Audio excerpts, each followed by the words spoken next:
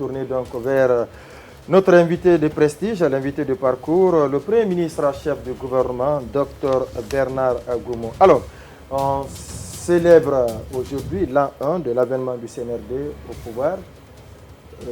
Quel aperçu général vous pouvez nous dresser aujourd'hui de la gestion de ces 365 jours par le CNRD, le Comité national de rassemblement pour le développement? Merci M. Condé, merci à tous les journalistes ici sur ce plateau. J'aimerais vous souhaiter une très bonne rentrée sur votre émission Refaire le monde. Merci. Et j'espère que vous avez vos cartables, vos bics et également tous les livres qu'il faut afin de pouvoir mener à bien cette année, cette émission qui est beaucoup écoutée. Et comme on dit, on refait le monde. Je pense qu'on compte sur vous pour que la transition soit beaucoup plus apaisée et réussie. Et je voudrais aussi remercier le peuple de Guinée et remercier particulièrement le président de la transition, le président du CNRD, chef de l'État, chef suprême des armées, qui a placé sa confiance en ma modeste personne en me nommant Premier ministre chef du gouvernement. Et je voulais revenir sur la date du 5 septembre. Allez-y. Aujourd'hui, c'est vrai que vous me posez la question sur le bilan. Pour moi, plutôt, nous parlerons du bilan après la transition. Mais pour le moment, nous allons dépeindre un peu le diagnostic et énumérer les acquis du CNRD après un an. Le 5 septembre 2021, un homme venu de Forêt-Caria avec ses hommes, un soldat, pour venir libérer la Guinée. Et je puisse affirmer ici haut qu'il avait pris son ticket de non-retour en se donnant en tant que soldat, en se sacrifiant pour libérer le peuple de Guinée. Et vous, autour de cette table, vous êtes conscients avec moi que le tissu social était profondément effiloché, le vivre ensemble était fortement ébranlé, la situation macroéconomique également n'était pas reluisante, l'administration publique était inféodée à des intérêts personnels et à des intérêts partisans, les recrutements au niveau de la fonction publique se faisaient plutôt dans des QG des partis politiques que par voie de concours qui est obligatoire dans nos textes de loi avant d'intégrer la fonction publique. Bien entendu, il faut passer au concours pour intégrer la fonction publique. Il y avait également une justice qui était fortement instrumentalisée, également manipulée. Donc, pour moi, sur la feuille de route du gouvernement, l'accent était mis sur 5 axes. D'abord, un, c'est l'axe sur la rectification institutionnelle. Dès la prise du pouvoir le 5 septembre, vous avez vu immédiatement qu'il y a eu la libération des prisonniers politiques et également tous ceux qui étaient à l'extérieur sont revenus, qui étaient empêchés de revenir en Guinée aussitôt, sont revenus. Et dans la foulée, il y a eu des concertations. Des concertations qui nous ont permis de publier la charte de la transition. Et au bout de ça, le CNRD ne s'est pas arrêté là. Ils sont allés encore beaucoup plus loin en créant un cadre de concertation. Après, vous avez vu également sur les assises nationales que le rapport tout dernièrement a été mis et le chef de l'État d'ailleurs m'a instruit et a instruit tout mon gouvernement de mettre en application, de tout faire pour que les recommandations issues de ces assises puissent être mises. Donc voilà, et le CNRD a parlé haut et fort du respect des conventions internationales sans aucune rupture avec les institutions nationales. Ça, c'est le premier aspect sur la rectification institutionnelle. Sur l'axe du cadre macroéconomique, je m'en réjouis d'ailleurs que vous-même, vous venez de le dire, qu'il y a eu des avancées majeures dans le cadre macroéconomique. Nous avons notre monnaie qui s'est appréciée. Et je puis vous dire ici que notre économie est l'une des plus résilientes d'Afrique. Vous avez vu aujourd'hui avec le Covid-19 et également la crise ukrainienne, nous avons réussi quand même au niveau de la Direction générale des impôts à augmenter les recettes de l'État de 32%. Également, nous avons, au cadre macroéconomique, quand nous sommes venus, il y avait un stock important de dettes. Donc l'État a mis tout en œuvre pour pouvoir payer près de 2400 milliards de dettes déjà sur place. Et puis, évidemment, nous avons mis pour accompagner les PME, que nous savons que ces PME-là vont pouvoir booster l'économie guinéenne, nous avons mis des fonds de garantie budgétaires de plus de 50 milliards.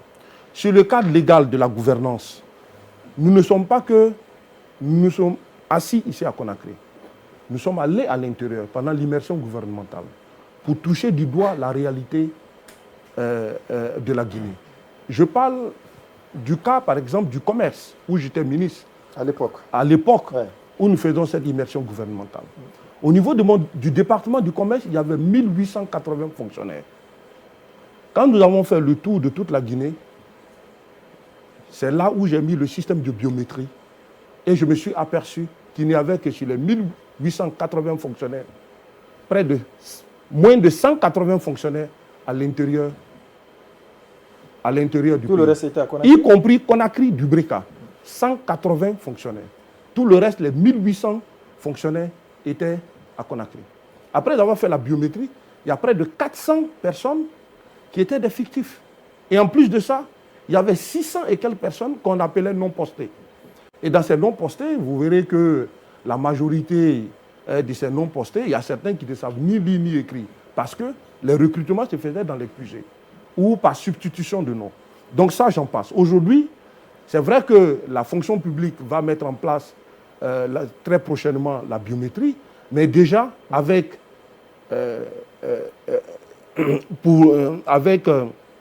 les travaux qui se sont déjà réalisés au niveau de la fonction publique, les retraites, vous avez vu des personnes pendant 5 ans, 6 ans, 7 ans qui devraient aller à la retraite, mais par copinage, par une administration partisane, ces fonctionnaires-là étaient toujours en poste.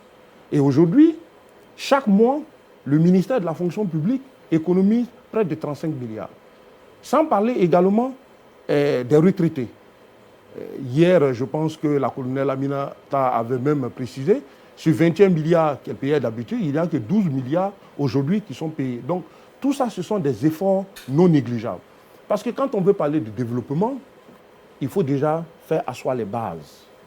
Nous avons les EPA, les entreprises publiques qui n'avaient ni conseil d'administration, donc les directions géraient comme ils voulaient, mais aujourd'hui, vous avez vu à plusieurs reprises, ces entreprises-là sont en train d'être dotées d'organes de gouvernance. Donc pour nous, c'est quelque chose de très important. Vous avez vu également la lutte contre la pêche illégale. Vous avez vu la saisie des drogues et la saisie des produits prohibés. Et également plusieurs actions qui ont été menées dans le cadre légal de la gouvernance. Dans le 4e axe, c'est l'action sociale et l'employabilité. D'abord, le chef de l'État a mis en place un appui technique et financier à 300 groupements de femmes, où chaque groupement de femmes a reçu 50 millions pour booster leur activité. Nous avons l'amélioration des conditions de vie de nos étudiants en matière de bourse. Ça, c'est quand même quelque chose de salutaire. La dotation également des bus, pour ne citer que cela. Et l'élément le plus important que je voulais signaler, c'est l'amélioration du taux d'accès à l'électricité. En 2020, il y avait 25% de couverture d'électricité dans notre pays. Et aujourd'hui, en 2020, je me réjouis de vous annoncer que nous sommes passés de 25% à 41%. Et nous voyons l'amélioration de l'électricité des villes. Par exemple, Zérékouré 24/24. Aujourd'hui, Boké, hier, j'étais à Boké. Donc désormais, la ville de Boké a également la lumière 24/24. Donc ça, ce sont des acquis que nous pouvons mettre au compte du CNRD. En plus, les infrastructures. L'électrification de Zérékouré et de Boké, on met ça à l'actif du CNRD, monsieur le Mais vous avez vu, il y a beaucoup de chantiers qui étaient aux arrêts. Nous avons vu un exemple. Juste une question. Ce que je vous dis, un gouvernement, c'est une continuité. Exactement. Mais nous sommes venus trouver des chantiers qui étaient complètement à l'arrêt, de... dont le financement faisait défaut. Je vous cite un exemple.